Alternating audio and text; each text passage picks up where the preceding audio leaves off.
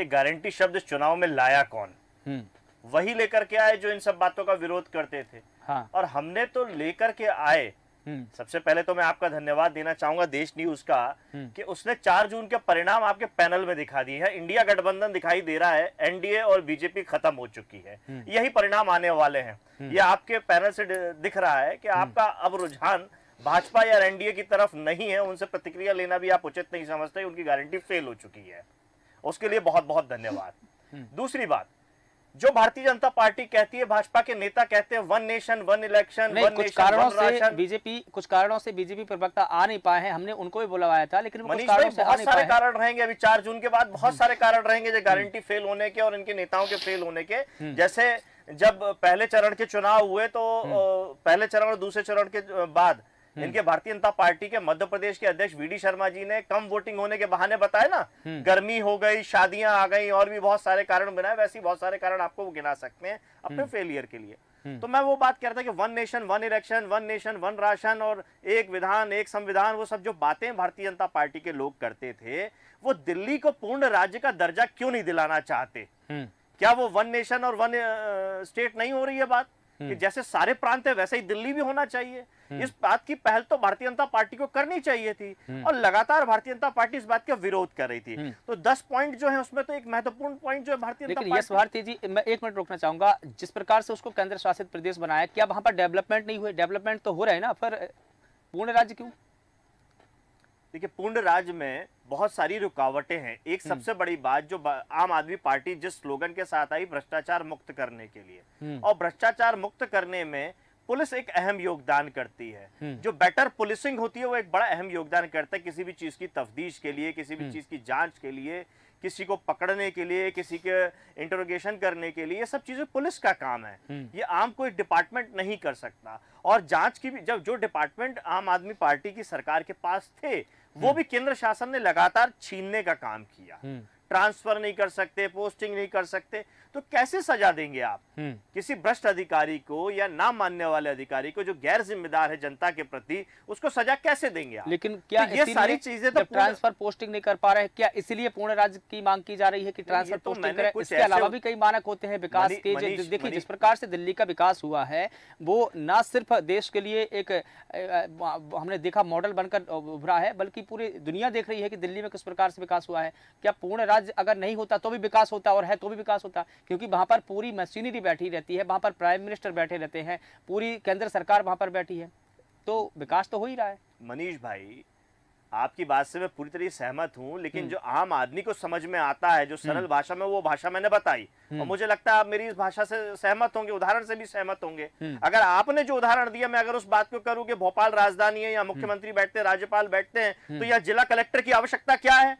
तो हटा दीजिए जिला कलेक्टर को। जिला सरकार की कोई आवश्यकता नहीं है, महापौर की यहाँ कोई भूमिका नहीं है, या नगरीय प्रशासन नहीं होना चाहिए। तो ये उदाहरण आपका बिल्कुल वैसा ही है। वैसे ही अगर आपने उसको राज्य बनाया तो पूर्ण राज्य का दर्जा जैसा आप बोल रहे हैं कि वहां पर ट्रांसफर पोस्टिंग नहीं हो पा रही है, तो क्या इसलिए केजरीवाल मांग रहे हैं कि अब ट्रांसफर पोस्टिंग या पुलिस भी मेरे पास में आ जाए तो सारी पावर आ जाए? क्योंकि पावर मैंने कुछ 2 उदाहरण बताया आपको, ये मैंने कुछ 2 उदाहरण बताया, ऐसे बहुत सारी बातें हैं। अगर मैं उस बहुत सारी बातों को करता रहूंगा तो डिबेट का टाइम कम पड़ जाएगा।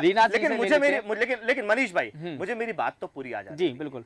जो बात आपने विषय रखा केजरीवाल जी की गारंटी और गुजरात मॉडल की गारंटी, बात शराब की बार बार चलती है। देश भर में अगर अवैध शराब सबसे ज्यादा कहीं खपाई जाती है तो वो गुजरात में खपाई जाती है, जो पूर्ण तरीके से प्रतिबंधित है। उस गुजरात मॉडल की बात कौन करेगा? तो हम जितने भी गठबंधन के लोग हैं, चाहे कांग्रेस पार्टी हो, आम आदमी पार्टी हो, समाजवादी पार्टी हो, टीएमसी हो, या जितने भी घटक दल हैं, सबने अपने राज्य में बेहतर उदाहरण दिए हैं गुड गवर्नेंस के, और उस गुड गवर्नेंस से अपनी अपनी योजनाएं लेकर के आ रहे हैं। हम सब कलेक्टिवली उन सबको घोषित करके और बेहतर देंगे, ये हमारा संकल्प है। बिल्कुल ठीक है, झूठी बातें नहीं है। ये हमने राज्य में, मतलब उत्तर प्रदेश में, गुजरात में, छत्तीसगढ़ में, मध्य प्रदेश में कोई एक उदाहरण बता दीजिए जो मोदी की गारंटी में शामिल हो और राज्य में उन्होंने स्थापित करके रखा। ठीक है रीना जी, एक राज्य बता दीजिए।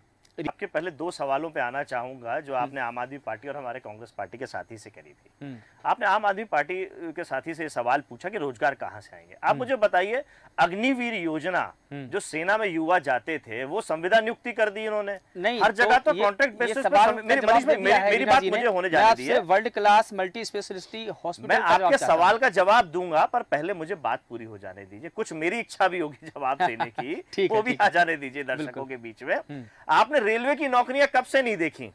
इश्तिहार भरा रहता था रेलवे की नौकरी से, युवा बहुत उत्साहित होकर के, हमारी बहनें और बच्चे एग्जाम देने के लिए उत्साहित रहते थे। परीक्षा केंद्र पता चल जाता था कि आज रेलवे की परीक्षा है, भले मैं उस क्षेत्र में हूं या ना हूं।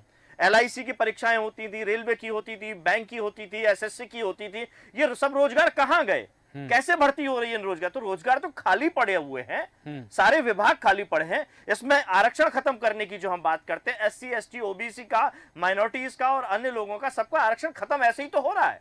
और नितिन गडकरी जी ने जब मराठा आरक्षण की बात आई थी तो उन्होंने कहा कि जब नौकरियां ही नहीं बचेंगी तो आरक्षण कहां बचेगा। तो हम यही तो कह रहे हैं, आरक्षण विरोधी सरकार है, ये युवा विरोधी सरकार है, ये संविधान विरोधी सरकार है, लोकतंत्र विरोधी सरकार है। हम इसी बातों पे कहते हैं। दूसरी बात, आपने जो वॉशिंग मशीन तोड़ने की बात की थी, जो मेरी समझ कहती है आम आदमी, आम नागरिक की तरह, जिस तरीके से संवैधानिक संस्थाओं का दुरुपयोग किया गया है, उनको तोड़ने वाली बात है वो। जैसे सारी चीजें हम बोलने की जरूरत नहीं है, CBI हो या और अन्य संस्थाओं, उनको स्वतंत्रता से काम करने दिया जाएगा, उनको एक पार्टी के पक्ष की तरीके से।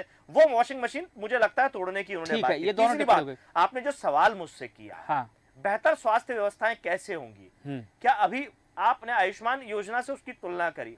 आप आयुष्मान योजना से नहीं पा रहे हैं, धरातल पे भ्रष्टाचार हो रहा है। जो सही मायने में जिसको इलाज की आवश्यकता होती है, क्या वो इलाज कर पा रहा है? आप जाके देखिए एम्स में, जैसे एम्स का ढिंडोरा पीते हैं, क्या उस आयुष्मान कार्ड को, जैसे ही आदमी वो कार्ड लेके जाता है, कहते हैं आपका आयुष्मान कार्ड वैलिड ही नहीं है। वो एक कागज का टुकड़ा लेके घूमता रहता है, ये सोच के कि मेरे पास आयुष्मान कार्ड है, ये मोदी जी की गारंटी है, NDA की गारंटी है कि मेरा इलाज होगा 5 लाख रुपए का, मैं कहीं भी जाऊंगा। लेकिन जब वो जाता है तो पता चलता है कि वो वैलिड ही नहीं बचा, वो कब इनवैलिड हो जाता है ये पता ही नहीं चलता। तो ऐसी सरकार का क्या काम जो कभी भी इनवैलिड हो जाए। लेकिन जब जीता जागता अस्पताल चलेगा, अस्पताल में डॉक्टर होंगे, नर्स होंगे, पैरामेडिकल स्टाफ होगा, सारी सुविधाएं होंगी, तो वो बेहतर इलाज कर पाएंगी।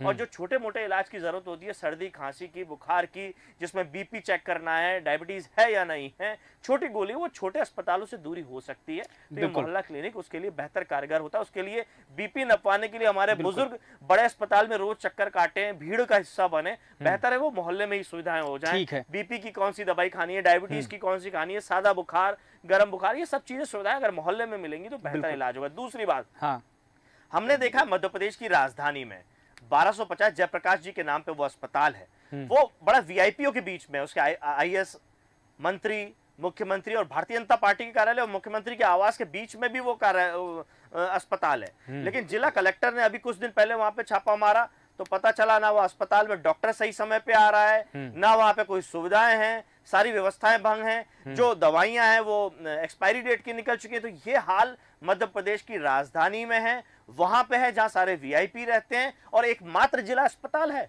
उसके ये हाल है। तो आप अंदाजा लगाइए कि पूरे देश भर में अस्पतालों की क्या स्थिति होगी और गुजरात में किस तरीके की स्थिति होगी। मैं बार बार गुजरात को इसीलिए टारगेट कर रहा हूं क्योंकि गुजरात झूठा मॉडल दिखा करके देश को लूटने का काम भारतीय जनता पार्टी